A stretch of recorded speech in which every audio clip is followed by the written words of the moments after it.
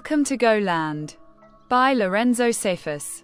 Chapter 1. Welcome to Go Land. Rain kissed the cracked streets of Chicago's South Side, painting the pavement in slick reflections from flickering neon liquor signs. The block was alive but tense, a beast breathing through alleyways and project windows. On the corner stood a mural, bold and loud on the red brick. Go, a young king, frozen in time. Dice in one hand, a thick stack of money in the other. Underneath, in spray paint, "Long live Go." They named the neighborhood after him. Go Land. He wasn't just a man. He was a myth. And his death started a war that never ended. Dee walked under the glow of a buzzing streetlight. Hoodie up, jaw tight, 19 years old. Sharp eyes that had already seen too much. Beside him was Big Zoo. Heavier, iced-out chain catching stray beams of light. His laugh rumbled like an engine. But tonight he was quiet, scanning the block like a soldier. "City on demon time tonight," Zoo muttered, nodding at the corner boys posted with hoods low and hands deep in pockets. Dee smirked.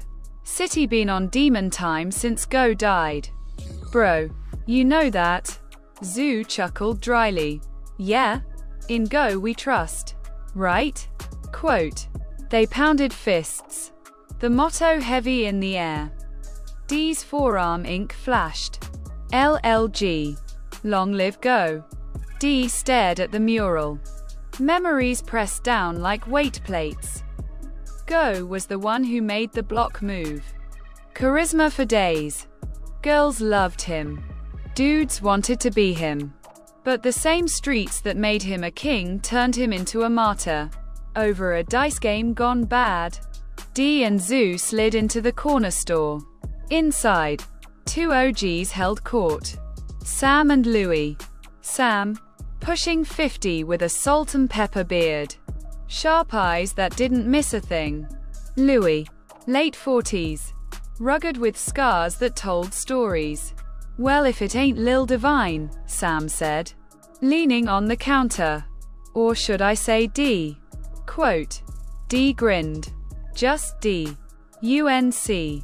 Divine for them school teachers." Louie chuckled. "School? Man, this Go Land.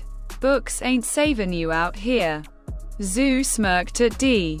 "Told you. Stick with me. Rap gon' save us both." Dee didn't answer. His eyes locked on a photo behind the counter. Go, smiling wide, arm draped over Sam's shoulder. Beneath it, in bold black marker, "Long live Go." And Dee thought, everybody screaming Go. But ain't nobody moving like him. Chapter 2. The Last Son. The apartment smelled like fried chicken and candle wax. Mama sat at the kitchen table, head bowed, rosary slipping through her fingers like water. Her voice was soft, a whisper into the heavens. "Lord, you took Rock to these streets. You got Q in that cell. Don't take my baby too. Please." Dee stepped in, rain dripping off his hoodie, kissed her forehead. "Mama," he said gently. She looked up, eyes full of fear. "Dee, I can't bury another one. Ain't gon' happen," Dee said, forcing a smile. "I promise." Rock said the same thing. Her voice cracked like old wood. He couldn't hold her stare. His eyes slid to the faded photo on the wall. Rock, throwing up a hand sign with a grin. Stacks of bills in the other.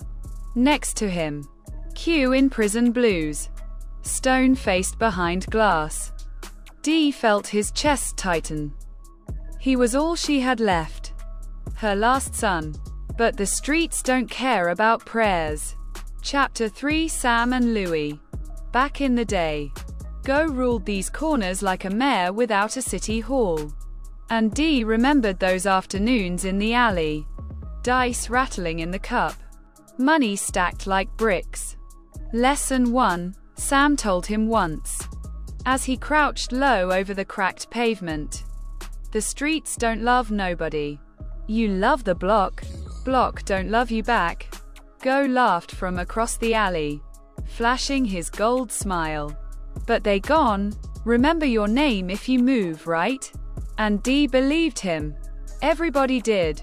But pride and paper don't mix with peace. The night Go died. D was just a kid. He remembered the pop pop pop of gunfire cutting through laughter, the sudden screaming, the sight of Go on the ground, blood soaking the dice that once made him a king. Since then, every corner carried his ghost, every gunshot was an echo of that night. Chapter 4 First Blood. It happened fast. Like it always does. D wasn't looking for smoke that night. Just posted with Zoo by the mural, sipping on a bottle, talking about music. But the streets had a way of bringing the fire to your doorstep. A black Charger rolled slow. Windows cracked. D caught the glint before he heard the sound. Boom, boom, boom. Zoo dove behind a parked car. D hit the ground, heart pounding like bass. Bullets chewed the bricks above his head. Yo, they spinning? Zoo shouted, gun already in his hand. D fumbled for his piece. First time he ever gripped it for real. His palms slick, breath ragged. Boom! Glass shattered. A bullet kissed the pavement inches from his face. Something snapped inside him. Fear turned to fire. D rose from cover, aimed shaky, and squeezed. Once, twice, 3 times. The Charger screeched, tires screaming. One body slumped out the window as the car disappeared into the dark. D stood there, chest heaving, gun smoking in his hand. His ears rang. His first body, or at least it felt like it. Zoo stared at him, wide-eyed. Lil bro, you official now?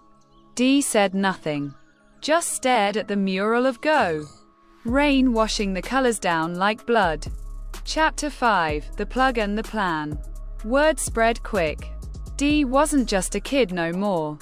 Sam and Louie pulled him in deeper, gave him weight to move. D started stacking fast new shoes, new ice. But the money didn't feel heavy enough to fill the hole inside. Meanwhile, Zoo's music was taking off. Studio sessions turned into YouTube videos. Videos turned into numbers.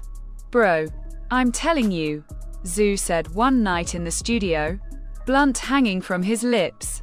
This drill shit about to get me outta here. And when I go, you coming too? D laughed. Man, ain't nobody checking for me on no mic. Zoo grinned. Not yet. But you got stories. D. Pain. That's what sells. D shook his head. Music felt like a dream too far from the smoke of these streets. But deep down, maybe Zoo was right. Still, before any dreams, there was business. A big re-up was coming. D had plans to level up. And when you level up in Goland, someone always notices. Chapter 6 Love and Loyalty. D was on the porch, hoodie low, smoking while the city hummed with sirens in the distance. Zoo pulled up in a matte black Jeep, bass shaking the block, one of his new tracks blasting. Hop in, shorty, Zoo grinned, dapping him up as D slid inside. Man, you really trying to be famous? Huh? D smirked, glancing at the iced-out mic pendant hanging from Zoo's neck. Zoo laughed. Not tryna be. I am famous. You seen the numbers. I'm about to get signed. D. No cap. D shook his head, smiling faintly. That's what's up, bro. Just don't forget where you from. Goland forever, Zoo said, thumping his chest. In Go we trust, you know the code. They rolled through the block, neon lights bouncing off wet streets. But as they turned the corner, D spotted something that froze him. A familiar face in a rival car. One of the same dudes from the Charger. The one that got away? Dee's blood turned hot. That's him. Zhu slowed down. You sure? Quote. Positive. The car ahead stopped at a red light. Dee slid the mask up over his face. Heart thudding like a drum. Dee, Zhu said slowly. You ain't gotta do this right now. Yes, I do. Before Zhu could stop him, Dee was out the door. Gun in hand. Boom. Boom. Boom. Glass shattered. Screams. The rival car swerved into a pole. Dee stood there, chest heaving, smoke curling from the barrel. Back in the Jeep. Zhu shook his head. You wild. Bro. You playing for keeps? Dee looked at him coldly. Ain't no half-steppin' in Goland.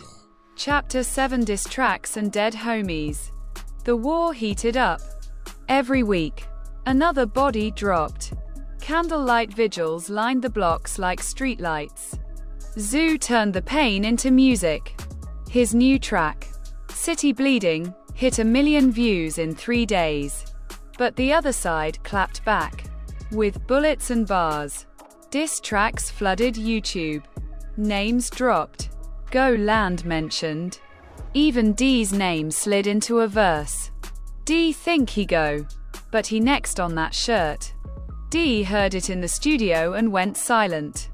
His jaw locked. Zhu laughed nervously. Don't let that get to you. Bro. That's just rap. Nah, Dee said. Voice low. Ain't no such thing as just rap out here. The very next day, Dee slid through their block solo. Mask on. Gun heavy in his hoodie. He wasn't going to rap about it. He was going to do it. Chapter 8 Mama's Last Prayer. That night, Dee came home with blood on his shoes. Mama saw it. Didn't say a word at first. Just sat at the table. Head low. Tears dripping onto her Bible. Finally, she spoke. How many more? Dee. How many more before they come for you too? Quote. Dee's throat tightened. He wanted to say he was doing it for Go. For Rock. For Q. For the block. But the truth, he didn't even know anymore. Mama reached across the table, grabbed his hands, and prayed.